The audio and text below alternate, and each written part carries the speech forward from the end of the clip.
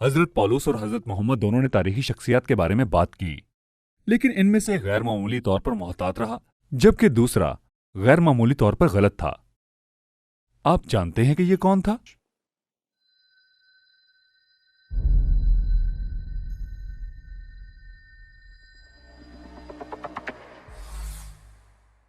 سورہ 18 میں اللہ ہمیں بتاتا ہے کہ ذوالقرنین عموماً سکندر اعظم کے طور پر جانا جاتا ہے۔ اس نے مغرب تک سفر کیا جہاں اسے وہ مقام ملا جہاں سورج غروب ہوتا ہے۔ نہ صرف کہ میں اس بات کی ضمانت دے سکتا ہوں کہ سکندر اعظم کو کبھی ایسی جگہ نہیں ملی جہاں غروب آفتاب ہو، بلکہ ہم جانتے ہیں کہ یہ حضرت محمد کی زندگی کے دوران ایک مشہور کہانی ہے، یہاں تک کہ یہ کہانی شام میں ان کے کاموں میں محو تھی جس کے عنوان سے سکندر شاندار کارنامے حضرت محمد کی زندگی کے خاتمے کی سمت تھے۔ اس سے قبل سورہ 18 میں ہم نے غار کے اصحاب کے بارے میں پڑھا، لوگوں کا ایک گروہ جو غالباً ایک غار میں سو گیا تھا اور 300 سال بعد جاگ اٹھا تھا۔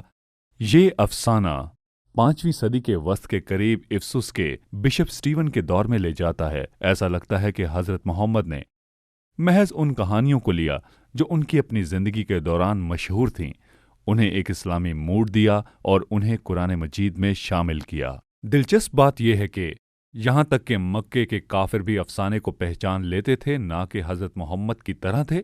سورہ 6 آیت 25 میں اللہ نے حضرت محمد کو ارشاد فرمایا، جب وہ تمہارے حضور تم سے جھگڑتے ہوئے حاضر ہوں تو کافر کہیں یہ تو نہیں مگر اگلوں کی داستانیں۔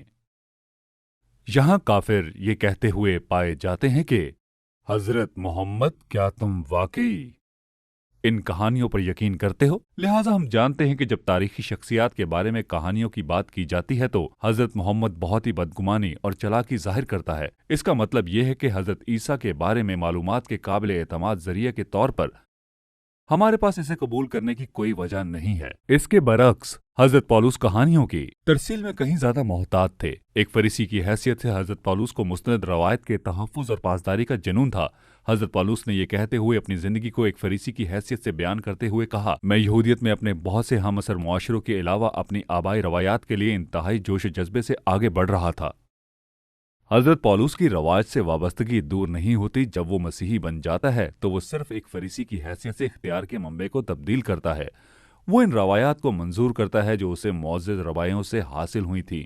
ایک مسیحی کی حیثیت سے انہوں نے حضرت عیسیٰ کے رسولوں سے حاصل کردہ روایات کو قبول کیا۔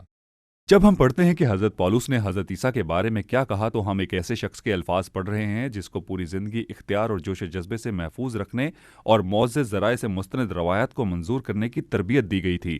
وہ حضرت محمد کے کتب مخالف ہے، جس میں سے ایک معاصر نے ابن اسحاق صفحہ نمبر 243 میں ان کے بارے میں کہا ہے کہ حضرت محمد سب سنتا ہے، اگر کوئی اس سے کچھ بھی کہتا ہے تو وہ اس پر یقین کرتا ہے۔ ایک آدمی جو کسی بھی بات پر یقین کرنے کی شہرت رکھتا ہے، جو بھی اسے کچھ بھی کہے تو وہ ایسا آدمی نہیں ہے جو آپ کو تاریخ کی سب سے اہم شخصیات کے بارے میں بتا سکتا ہے۔